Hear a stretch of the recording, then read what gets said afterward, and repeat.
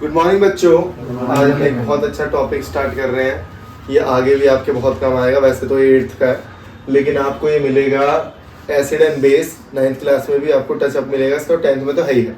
ठीक है, बहुत सारी ऐसी चीजें मैं बता दूंगा जो 10th वाले बच्चों को भी नहीं पता होती। ठीक है, तो वैसे तो चैप्टर का नाम है chemical effect of electric current. उससे पहले लेकिन थोड़ा सा कंसेप्ट पढ़ेंगे हम इलेक्ट्रिसिटी के बारे में कि भाई इलेक्ट्रिसिटी एक्चुअली है क्या और इलेक्ट्रिक करंट क्या है। ठीक है, electric current is nothing but the flow of electrons. क्या है ये? Flow of electrons. अगर इलेक्ट्रॉन फ्लो हो रहे, कोई भी मैंने उसे एनर्जी दी, पोटेंशियल डिफरेंस दिया बैटरी से, तो इलेक्ट्रॉन फ्लो होने लगेंगे। इलेक्ट्रॉन जब फ्लो होने लगेंगे तो उसी को क्या कह दिया जाता है? करंट। ओके, अब बात करूंगा मैं कंडक्टर की। Conductor that material that allow flow of electric current through it. अगर किसी भी मटेरियल में से करंट पास हो रहा है, इट डजंट मैटर वो लिक्विड है, सॉलिड है या कुछ भी है, अगर करंट पास हो रहा है तो वो गुड कंडक्टर है। ठीक है, और अगर करंट पास नहीं हो रहा तो वो बैड कंडक्टर है, जिसको कहा जाता है इंसुलेटर। आगे पढ़ोगे सुपर कंडक्टर, सेमी कंडक्टर। अभी आपको समझ में नहीं आएंगे, लेकिन फिर भी मैं बोल रहा हूँ तो सुपर कंडक्टर और सेमी कंडक्टर की आप एक शॉर्ट्स देख सकते हो। ठीक है, ओके। इंसुलेटर मैंने आपको बता दिया। कंडक्टर के एग्जांपल अगर मैं दे दूं, सारे मेटल्स जो होते हैं, सारे मेटल्स कंडक्टर होते हैं क्योंकि उनके पास फ्री इलेक्ट्रॉन्स होते हैं। जैसे मैंने बोला कोई भी आप एल्यूमिनियम ले लो, गोल्ड, तो ठीक है, मैंने आपको बताया उनके पास एक फ्री इलेक्ट्रॉन होता है। जैसे कोई भी मेटल ले लिया हमने, सिल्वर के पास एक फ्री इलेक्ट्रॉन है, एल्यूमिनियम के पास 3 फ्री इलेक्ट्रॉन, गोल्ड के पास 2 फ्री इलेक्ट्रॉन्स है।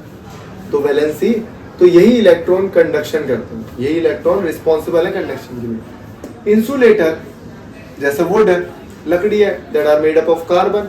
कार्बन के पास सारे इसके इलेक्ट्रॉन बॉन्डेड होते हैं, इनके पास फ्री इलेक्ट्रॉन नहीं होता। ये तो तुमने कार्बन कंपाउंड में पढ़ा भी होगा।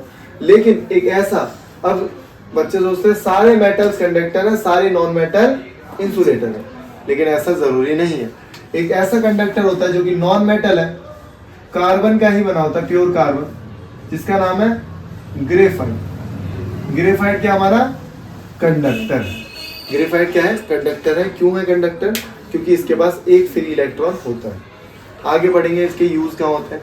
मोटर में कार्बन ब्रश का यूज होता है, इसका बहुत इंपॉर्टेंट यूज है। ठीक है, अगर फिर भी मैं बताऊं तो आप समझने की कोशिश करना। मोटर में एक शाफ्ट होती है जो ऐसे घूम रही होती है, इसको हमें करंट देना, आप कैसे दोगे? अगर आप किसी चीज से टच करके करंट दोगे तो वो भी चीज घिस जाएगी और ये भी चीज घिस जाएगी, समझे? तो किससे? एक सॉफ्ट मेटल है, नॉन मेटल है, that is called graphite. Graphite से टच किया जाता है, ग्रेफाइट भी नहीं घिसता और ये भी नहीं घिसता, बहुत सॉफ्ट होता है, समझे? तो वो कंडक्शन करवाता है। इंसुलेटर मैंने आपको बता दिया। ठीक है, ठीक है। अब यहाँ पे मैंने लिखा है डू लिक्विड कंडक्ट इलेक्ट्रिसिटी। क्या सारे लिक्विड जो है वो इलेक्ट्रिसिटी को कंडक्ट करते हैं? तो मैं आपको बताता हूँ कि सारे लिक्विड इलेक्ट्रिसिटी को कंडक्ट नहीं करते। जैसे टैप वाटर, धरती में से पानी निकाला, टैप में से पानी निकाला, वो कंडक्टर है। जो हम पानी पी रहे हैं उसमें मिनरल्स होते हैं, आयंस होते हैं, वो कंडक्टर होते हैं, वो कंडक्शन कराते हैं पानी को। आपने क्या किया, एक बाल्टी ली, बकेट ली, उसमें पानी डाला, अपना हाथ डाला, बिजली की तार डाली, करंट लग जाएगा। लेकिन आपने लिया डिस्टिल्ड वाटर जो सिर्फ और सिर्फ H2O होता है, इसमें कोई भी मिनरल्स, कोई भी आयंस नहीं होते हैं। आप डिस्टिल्ड वाटर में डिस्टिल्ड वाटर डालो बाल्टी में, तार डालो बिजली की, हाथ डालो, करंट नहीं लगेगा। तो distilled water is a bad conductor of electricity. Lime juice, lime juice मतलब लाइम जूस और ये दोनों ही एसिड है, और एसिड हमारे कंडक्टर होते हैं, एसिड हमारे कंडक्टर्स होते हैं, आयंस होते हैं। ठीक है, ओके बच्चों, यहाँ पे मैंने आपको एक सेटअप दिखाया कि इसमें 2 आयरन की कील डली हुई है, इसमें बहुत चुटकी भर सॉल्ट डाला हुआ है, NaCl डाला हुआ है, और जैसे ही हमने इसमें इलेक्ट्रिसिटी पास करी, तो इलेक्ट्रिसिटी पास होने के बाद थोड़ी देर बाद देखा गया कि इसके जो कील के आसपास ना मुझे छोटे छोटे बबल्स दिखाई दे रहे हैं। तो ऐसा क्या हुआ इसके अंदर? तो मैं बताता हूँ आपको क्या हुआ। तो मैं आपको बता रहा था कि बबल्स निकलते हैं, बबल्स इस पे टच हो जाते हैं। ठीक है, जब आपने कोल्ड ड्रिंक कभी डाली हो तो उसमें गिलास में बबल्स दिखते हैं, इसका मतलब उसके अंदर कोई गैस मिक्स थी। अब इसमें तो कोई गैस नहीं थी, लेकिन होता क्या है, जब भी हम इलेक्ट्रिसिटी इसमें डालते हैं वाटर में, तो ये वाटर ब्रेक हो जाता है और ये OH और H आयंस में ब्रेक हो गए। तो यही जो हाइड्रोजन आयन है ये इस पे वो चिपक जाते हैं। ठीक है, आया समझ? बहुत सिंपल तो है। इसे बोलते हैं इलेक्ट्रोलाइट। पानी को ऐसे तोड़ा नहीं जा सकता, इलेक्ट्रिसिटी से ही तोड़ा जा सकता है। ये केमिकल रिएक्शन है, और केमिकल रिएक्शन का मतलब पता है कि जो भी नई चीज बनेगी वो बिल्कुल अलग होगी पुरानी वाली चीज से, ओरिजिनल चीज से। इसको बोलते हैं केमिकल रिएक्शन। ठीक है, मैं बहुत बार बता भी चुका हूँ। लिखा है ना केमिकल चेंज। देखो मैंने बताया हाइड्रोजन और ऑक्सीजन, हाइड्रोजन और ऑक्सीजन। हाइड्रोजन जो है वो भी रॉकेट फ्यूल है, मतलब आग को जलाती है। ऑक्सीजन के बिना आग नहीं लग सकती है, लेकिन जब दोनों को मिला देते हैं तो पानी बन जाता है, तो वो बहुत सस्ता हो जाता है और वो पानी बुझाता है आग को। दोनों सब मतलब सबकी प्रॉपर्टी अलग है ना। केमिकल रिएक्शन होने के बाद एक ऐसी चीज बन जाती है। खाना हम खाते हैं, पनीर की सब्जी बहुत ही स्वादिष्ट लगी, आप 10 दिन बाद खा लोगे उसे, नहीं क्या हुआ उसके अंदर, केमिकल रिएक्शन हो गया। उसका टेस्ट भी चेंज, उसका सब चेंज हो जाता है, उसकी स्मेल भी चेंज हो जाती है ना।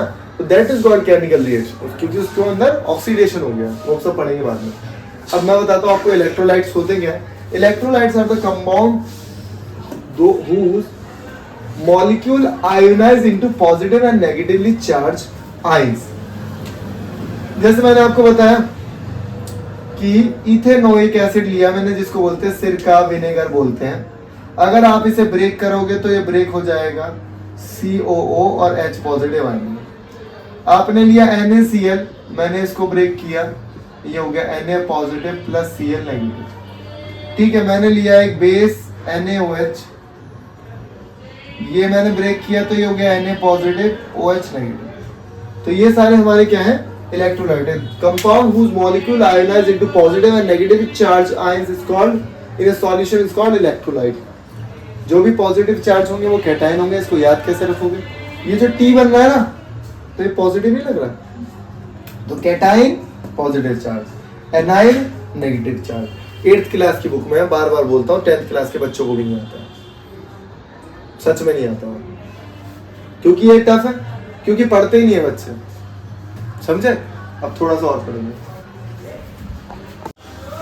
ओके बच्चों, यहाँ पे मैं आपको बताता हूँ कि स्ट्रॉन्ग इलेक्ट्रोलाइट्स कौन से होते हैं और वीक इलेक्ट्रोलाइट्स कौन से होते हैं। ठीक है, कौन